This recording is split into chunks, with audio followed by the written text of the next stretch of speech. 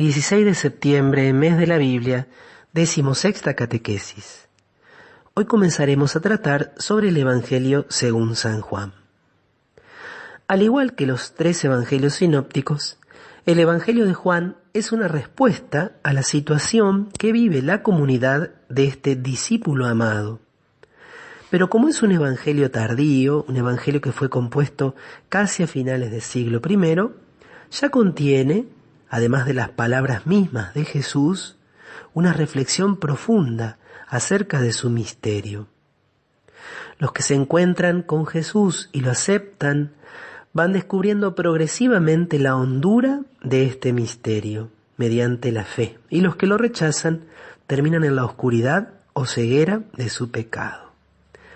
Todos los signos y milagros que se relatan en este evangelio están orientados a descubrir algo de la insondable riqueza de Jesús.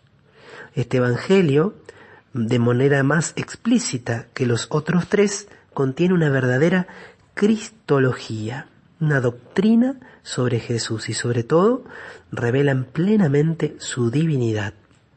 Por eso, cada discurso que va a seguir a los milagros, a los signos de Jesús, tiene este carácter teológico, llevando a una profundísima reflexión sobre quién es Jesús y cuál es su misión. De hecho, en la iconografía clásica se va a representar al evangelista Juan como un águila, ya que el águila es el ave que más altura consigue, al igual que el evangelio de Juan se elevó por encima de todos los demás hasta los secretos de la divinidad. Bueno, ¿quién es el autor de este evangelio?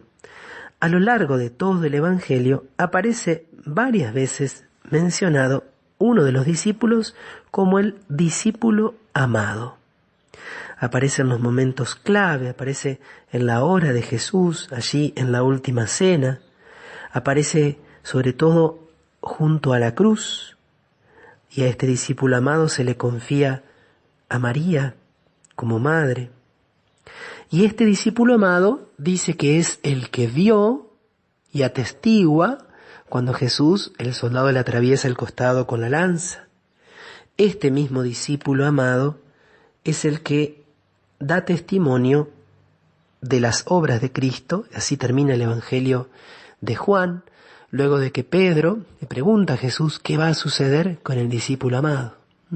Es decir que, si tuviéramos que responder primero, ¿quién es el autor del 4º evangelio? Es el discípulo amado, uno del grupo de los más íntimos de Jesús. Pero no se nos dice el nombre. La tradición, desde muy antiguo, dice que este discípulo amado es Juan. Y en esto tenemos muchos elementos para afirmarlo, porque Juan también en los evangelios sinópticos y en los hechos de los apóstoles aparece siempre como el grupo de los íntimos de Jesús, Pedro, Santiago y Juan. Entonces el autor del 4º evangelio es el hijo de Zebedeo, hermano de Santiago, es Juan, uno de los 12 apóstoles, probablemente el más joven de todos, y por eso es el que sobrevivió más años a la muerte y a la resurrección de Jesús, y por eso su evangelio puede ubicarse casi ya al final del siglo I. Este evangelista Juan es uno de los íntimos de Jesús y por eso transcribe principalmente lo que él mismo vio y oyó. El evangelio está compuesto por sus propios recuerdos sobre Jesús. Está compuesto por aquellas experiencias que él vivió y por eso mismo tiene un gran valor. De hecho, hubo momentos entre los estudiosos del Evangelio de Juan donde se negaba la historicidad, donde se decía, no, este es un evangelio compuesto que no tiene raíz histórica, sino que todo es simbólico, todo es doctrinal, todo es teológico. Y a medida que fue pasando el tiempo, esto lo atestigua, por ejemplo, Joseph Ratzinger en su libro Jesús de Nazaret, los mismos biblistas fueron corroborando que había algunos relatos en los cuales Juan era más exacto, históricamente hablando, que los evangelios sinópticos. De tal manera que, lejos de ser una obra simplemente espiritual o una obra religiosa sobre Jesús, tiene un fundamento histórico preciso y real. Por supuesto que encontramos en los relatos y en los discursos, en la presentación de los discursos de Jesús, una intencionalidad teológica que nosotros no tenemos que negar.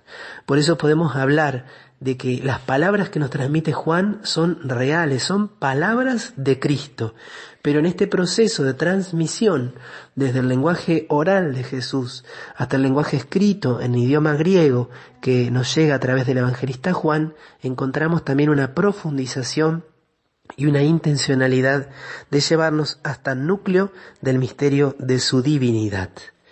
¿A quién escribe Juan este evangelio? Bueno, probablemente no sabemos con exactitud porque él no nos dice cuál es el destinatario, pero probablemente le escribe a una comunidad que al final del siglo I, por un lado, sufre de divisiones a su interior. Había grupos dentro de esa comunidad que no aceptaban la superioridad de Jesús sobre Juan Bautista, y otros grupos no aceptaban la divinidad de Jesús.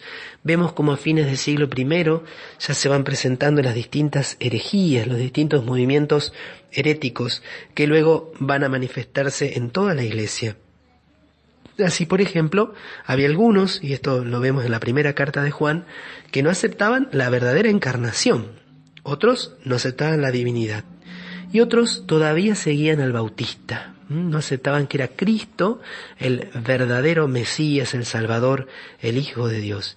Y externamente esta comunidad experimentaba el rechazo y la persecución, tanto por parte de los judíos como por parte del Imperio Romano. Habían sido expulsados de la sinagoga y también en el mundo romano estaban viviendo progresivamente cada vez más y más en una situación de clandestinidad. Entonces el miedo se podía apoderar de los discípulos, algunos abandonaban la comunidad y otros caían en la tentación de vivir aislados, de no dar testimonio. Por eso el testimonio es uno de los temas importantes y Jesús anuncia con toda claridad y Juan transcribe estas palabras de que van a ser perseguidos. Si el mundo los odia es porque también lo ha odiado a Jesús, pero ellos deben dar testimonio.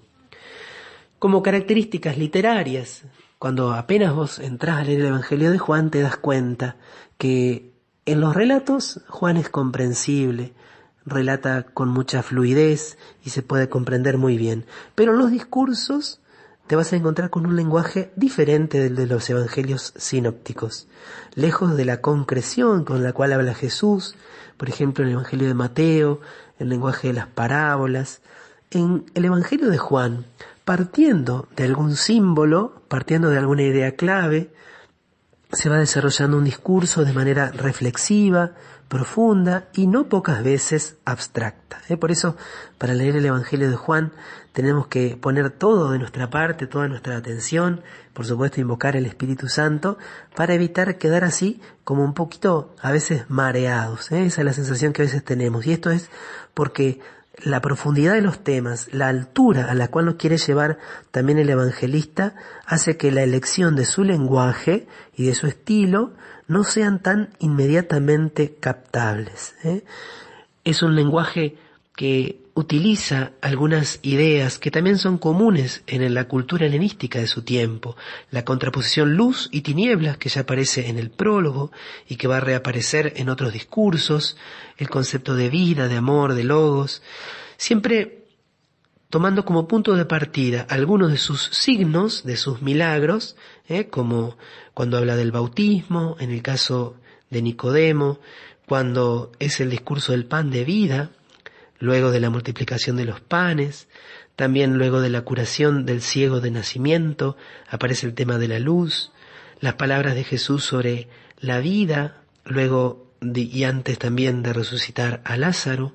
Cada uno de sus discursos, o casi en cada uno de sus discursos, hay una referencia y una profundización de un signo que se ha hecho. Y en el fondo, cada uno de estos signos y cada uno de estos conceptos nos habla del mismo Cristo. Por último, como característica literaria, Juan utiliza mucho el diálogo. Jesús aparece dialogando con Nicodemo, con la samaritana, con los judíos, con el ciego de nacimiento y también en la última cena con cada uno o con varios de los apóstoles que intervienen haciéndole preguntas.